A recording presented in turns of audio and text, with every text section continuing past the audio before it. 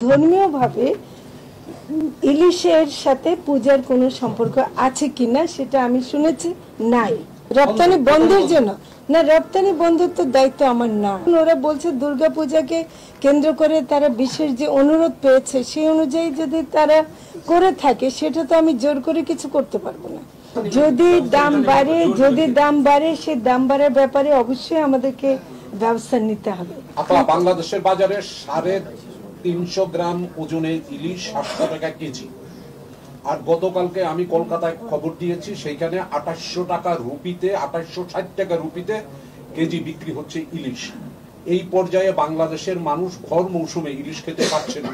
আপনি বলছিলেন আমজনতার পাতে ইলিশ দিতে চাই। আমরা শ্রদ্ধা জানিয়ে বলছি যে বাংলাদেশের ইলিশ আপনারা রপ্তানি করবেন কি না। এখন আচ্ছা, দামের ব্যাপারটা আমরা প্রতিনিয়তই আসলে মনিটর করছি, এমনকি মজুদ হয় কিনা, আহরণ কেমন হচ্ছে, এগুলো আমরা দেখছি।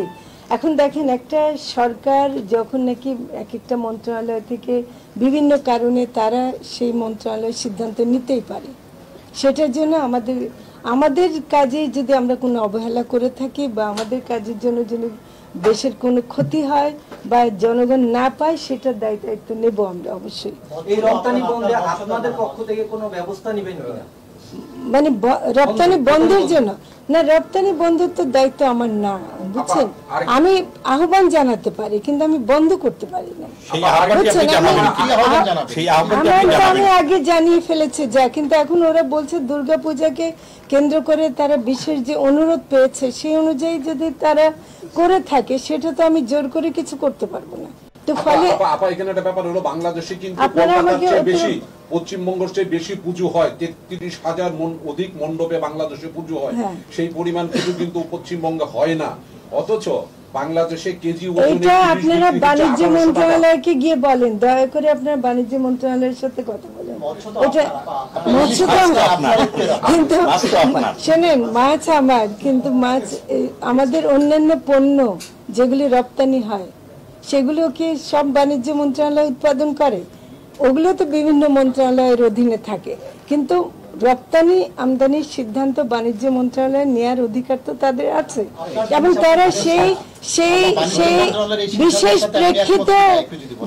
প্রেক্ষিত আর একটা কথা পরিষ্কার করি, পূজার সাথে আমাদের যারা হিন্দু ভাই বোনরা আছেন তাদের সাথেও কথা বলছে, দেখছি ধর্মীয়ভাবে ইলিশের সাথে পূজার কোনো সম্পর্ক আছে কিনা সেটা আমি শুনেছি নাই। কাজে এটা আমরা যেমন ভালো খাবার খাই, সে ভালো খাবার খাওয়ার একটা অংশ হিসেবে তারা নিতে চাচ্ছে, কিন্তু পূজার সাথে এটার কোনো সম্পর্ক নাই। তো এটা পরিষ্কার করা দরকার। অনেক সময় মনে হবে যে আমরা খুব নিষ্ঠুরভাবে একটা ধর্মীয় অনুষ্ঠানকে ক্ষতিগ্রস্ত করছি, তা কিন্তু না।